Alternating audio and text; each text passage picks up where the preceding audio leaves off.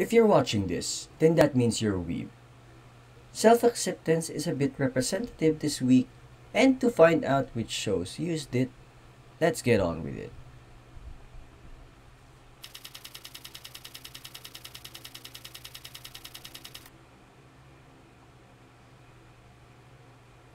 The coach finally did something. While extremely subtle, his advice to Hajima is what stole the show for me, even though Kuroba finally broke out of his shell and rallied the homies back into the game during a rather dire second set. Given that we only have 4 episodes left, I have a feeling the final boss for the season would be Fukuho and we won't really get to see them play in Tokyo. It's kinda like Harukana Receive where the final boss is the protagonist duo's rivals in the same prefecture. Nothing wrong with that route, but should 2.43 follow the same path, we'll end up with an anime that says, "Better read the manga, boys," by the end of its run.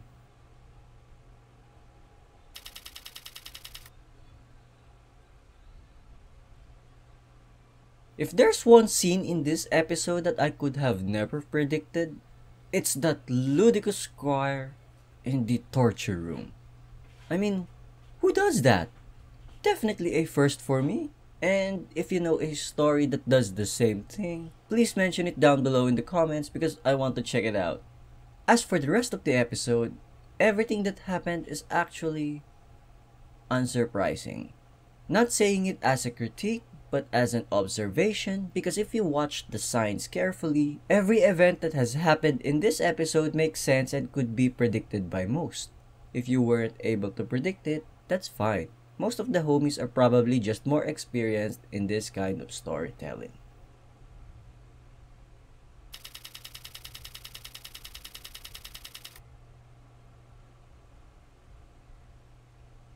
Some facts, if I may. I hate the type of person Hinami represents. They're the type that disgust me to no end, and quite honestly, I'm always on the lookout to avoid people with a similar mindset to her. In other news, I'm happy for Mimimi as she has finally begun the road towards self-acceptance. Because in all seriousness, best girl is best girl when she doesn't need to try so hard on something just to shine. And one more thing. I'm expecting the Tomozaki Fuka-chan date next episode, so please present it in mint condition and make me squeal like a little baby bitch.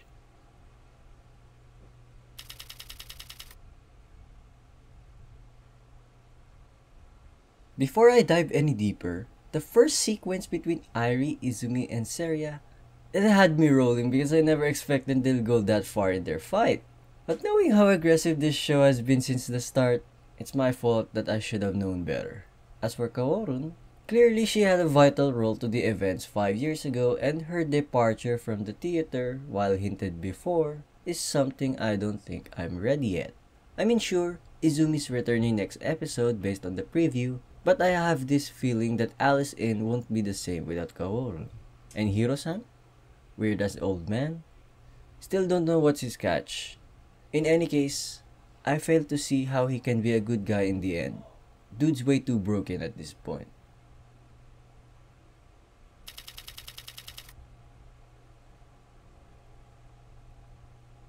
Let me tell you the recap of the Ayasaki Sengoku short story.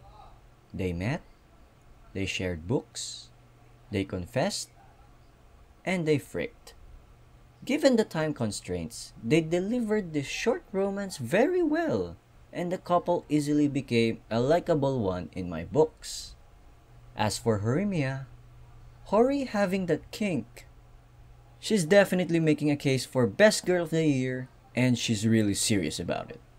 As for the Yoshikawa situation, the solution is here, and while she may not see it yet, which is kinda ironic knowing Akane's the blind one here, she will one day. Heck, even Ishikawa can't say no to this dude. I mean, come on, Yoshikawa. Get the hint and embrace the solution. One last thing. I need more Ishikawa and Sakura scenes. Thank you.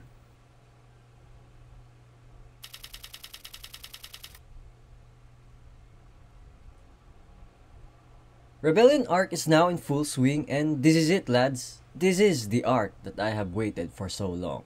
With Mariel's reveal, should I expect Game of Thrones, at least the first 4 seasons, levels of war and politics? Maybe not. But should I expect at least Grand Senki levels of the same thing? I'm going ahead and bet that Hortensia Saga can do one better than Grand Crest. And hopefully the studio follows through with it and make this entire saga a worthwhile series to check out in hindsight.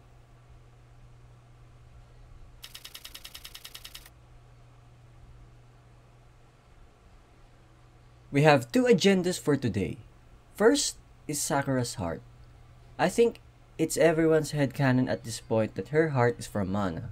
And while I don't remember anything about voice changes after a transplant in real life, symbolically it makes perfect sense that Sakura adopts Mana's voice because, someone had to carry her legacy on. The second agenda, on the other hand, the comparisons between Kotono and Mana have reached breaking point and we got a few confrontations about it. Given how it was resolved, I can't say if it's just a coincidence, but a few shows this week are finding answers to their problems using the concept of self-acceptance. And I find it interesting that being able to accept who you are is kind of like the theme for this week. One last thing. Nice ED from Moon Tempest. Again, a good change of pace, and I hope new EDs keep on rolling until the series ends.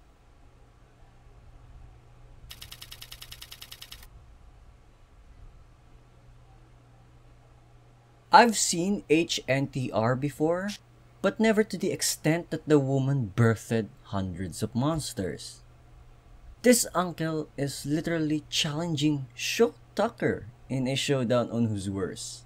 Emotionally, I'm gravitating towards Sho, but the war crime of this lesser being is so much worse.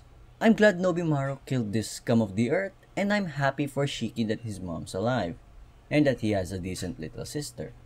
I say decent because at the very least, she didn't take after her monstrosity of a father. To cap this episode, where's episode 9 and why hasn't it come out yet?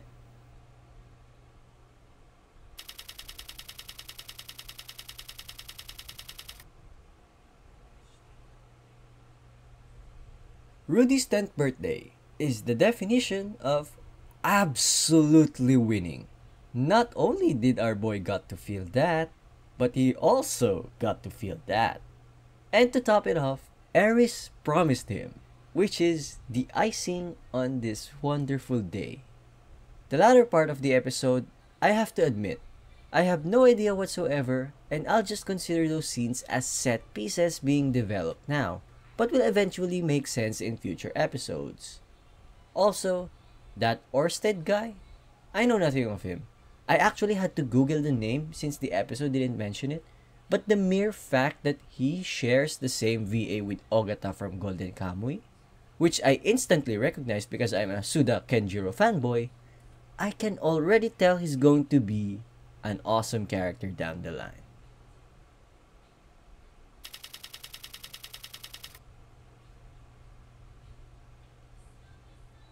Before anything else, I really like the fact how trigger happy these two are, that the slightest of disturbances and their guns are already primed to kill. As for this week's episode, this has to be the most relaxing episode, considering what we've encountered so far. But that scene, I had to laugh my ass off seeing that because I know where the reference comes from, and if you don't, you're uncultured and you should brush up your brain and check out where that came from. I mean, really, it should be obvious where that scene came from. And while I was about to brush off this episode as simply good old-fashioned filler, that was until Akari mentioned Satsuki. Who would have thought that Neko no Ninja are actually a lead towards our missing girl? I certainly did not.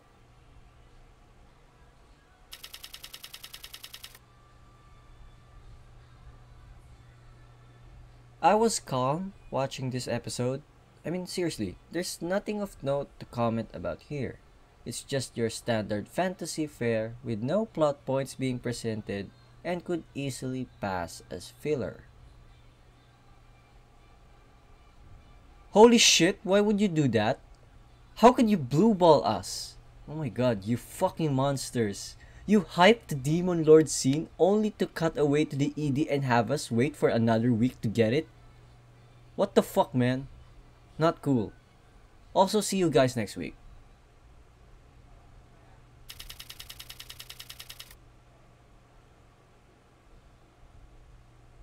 Okay. As it stands, it seems to me that Reki will end up as a supportive main character towards the end of this series. If we try to rationalize about it, while it sucks because we want Reki to enter the big leagues, with the episodes we have left, there isn't enough reasonable time for him to get there.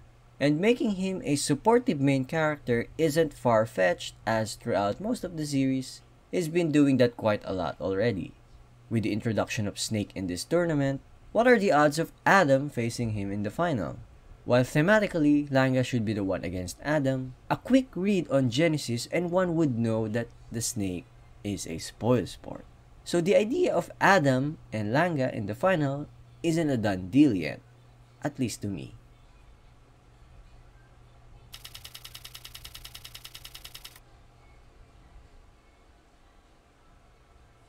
A few weeks ago, I thought the OP was the result of Kumako's egg-laying skill. Turns out, it's her parallel mind skill all along. I'm not complaining though. It's absolutely fantastic seeing Yuki Aoi doing multiple roles at once. Kinda reminds me of Hondo Kaede's 16 Personas episode in Majo no Tabi Tabi, which is also a phenomenal episode in its own right. The dragon fight, it was so good that, like the other studios, I hate Milipensi for not releasing episode 9 fast enough.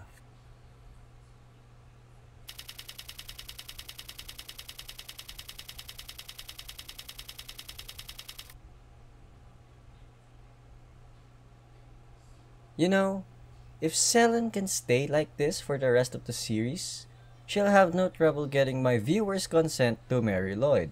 But nope, the story won't let her, which is why she'll end up acting a trope that isn't as favorable as the other girls of the series. It's funny how these three blokes suspected one another only to find out that all three are innocent from this arc's issue. And Shoma's appearance is a subtle reminder on who's the real baddie here. Also, Lloyd finally learned how to do massages, and the chief should be proud for being the first to experience it.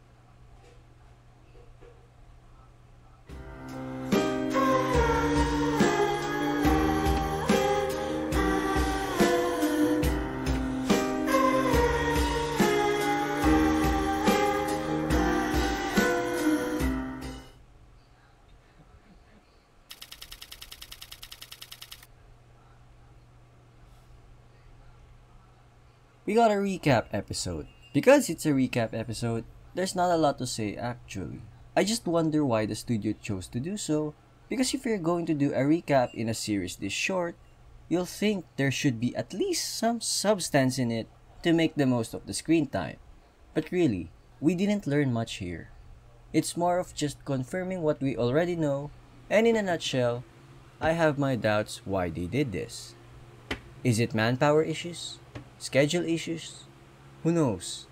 I haven't done any research that would point out to a possible reason. Maybe next week I'll find out. Even better, comment down below if you know why they opted for a recap episode this week. Would save me some time, honestly. A week full of reveals and acceptances. That's week 8 for me. I hope you guys have enjoyed the video, and leave a comment down below if you have something to share or if you have any questions. I hope you have a good time wherever you are, stay safe, and see you guys next time.